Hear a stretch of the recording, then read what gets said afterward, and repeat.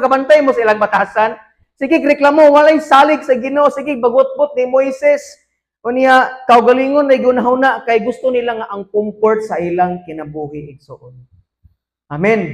Muna nga, usahay bitaw, sulayon, jugos Ginoo, makapangutana ko, pero salamat sa Ginoo kay diha ko nagkat-on sa kinabuhi. Diha ko ming-grow, diha ko na-matured sa akong pagkapastor kung dili ta sulayon sa Ginoo. Muna nga pag-ampo, sulayon mo sa Ginoo. Nagrabe yes, pastor na. Uy, batasan na. Gusto niyang sulayan. May alangan. Kay kung di ka sulayan sa Ginoo, di man ka mo grow. Di ba? Amen? Di man ka mo mature, di man ka mo hamtong sa imong pagtukong. Butang ni mo, ate, Juan, ate tata. Di ba? Kung kana si Kyle, kung sa paglakaw-lakaw, nasa unang di ba? Kung sahay kay mo itugot nga matumba siya, ano man para siya magkat-on nga, ay, sakit di matumba. Mo na magtaron akong lakaw. Naghikat niya sa katol. Ana siya. Manong wa man nimo ang pingi dayon para maka-learn siya nga ang katol sakit di ay. Di ba? Ingana ang kinabuhi po digsoon.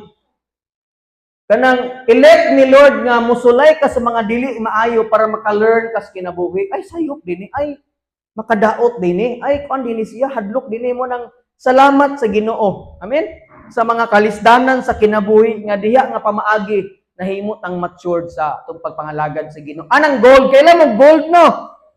Nakita na mo gold. Wapa, ako pod. Kanang gold dili na siya musidlak ug ayo mo nindot ug ayo pag once nga dili mo agi og kalayo.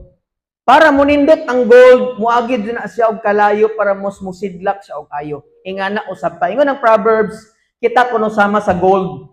Mga bililhon tatubangan sa Ginoo nang mas para mas munindot ta kayo, para mas mugwapa ta kayo, iagi kaniya sa pagsulay kalayos kinabuhi para mas mugwapa. Tanawa ng tapad ni Morogod. Grabe na nagpagsulay nga naagian pero gwapa gihapon. Tanawa ba? Di mulingi si ate. Gwapo bito nga naman ingana ka mahigugmaon si Lord sa atong kinabuhi. Amen. Unang ayaw mapagot-pot nganong ingani man ang kinabuhi, nganong ingani okay ra makapangutana. Pero ayaw jud himo ang dapat wala ni problema, dapat wala ni pagsulay. Kay kung di ka tagaan sa Ginoo, di ka mo learn sa kinabuhi. Di ka magkat-on sa kinabuhi. Igsoon. Amen. Atong pakpakan si Lord sa beke murag nagkamingaw mo ba? Mga usawa ra doy malipayon kay birthday niya. Magkamo dito mo malipayon ba? Sa mga problema ninyo, sige, mag-birthday ta kadadlaw. Palitan tog cake